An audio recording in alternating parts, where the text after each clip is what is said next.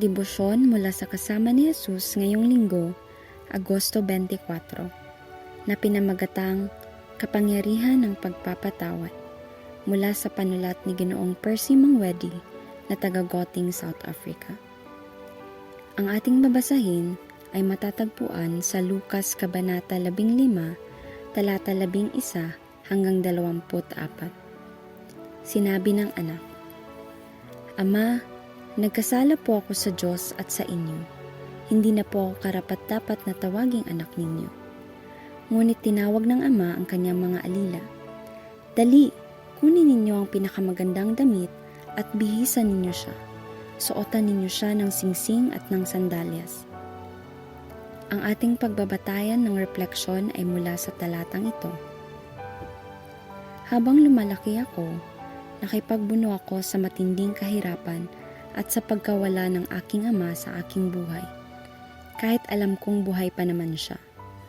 Lumala ng lumala ang aking kalagayan hanggang sa wala na akong pinaniniwalaan.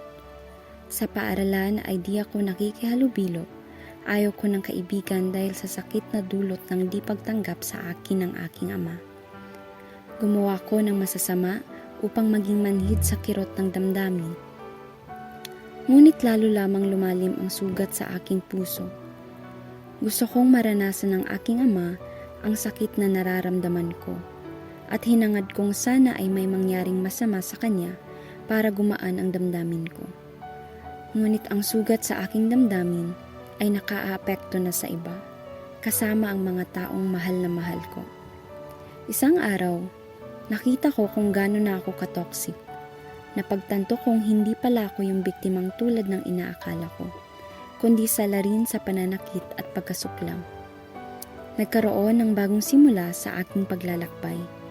Nagsimula akong manalangin at iwasang magbabad sa pananakit ng iba sa akin. Nang matutunan kong magpatawad at lumimot, nakasumpong ako ng kagalingan at kagalakan sa buhay. Tayo ay manalangin. Diyos Ama, tulungan po kaming mag-focus sa iyo at makilala ka ng lubos upang makapamuhay kami tulad ni Jesus.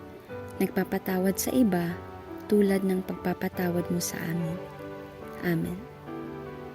Ang isipin ngayong araw, pagpapatawad ang susi ng masayang pamumuhay.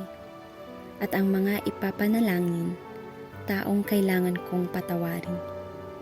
Mapagpalang araw po sa ating lahat, naway patuloy tayong lumakad kasama si Jesus.